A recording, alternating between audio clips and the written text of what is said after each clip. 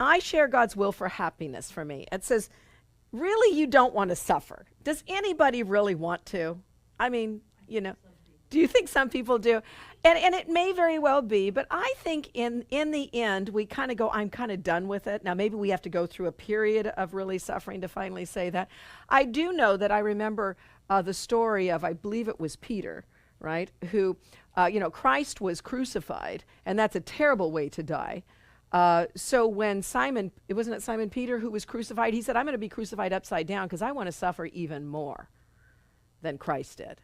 I don't even deserve to suffer like he did. I have to suffer even worse. And I think that there's such a craziness about what does the pain and suffering really achieve for us? But we have thought that martyrs suffer for their cause. That is the traditional perspective. But what did the Course say? This Course is the complete opposite of everything you've learned. So if Christianity said it's good to suffer because that's what a martyr is, believe me, it's the other way around.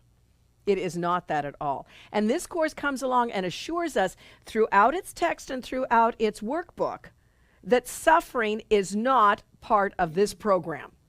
This is not what this is about. So if you are thinking the Course is asking you to suffer, get over it. It does not ask you to do that. If we decide we want to suffer, well, that's your choice. But do not blame that on God.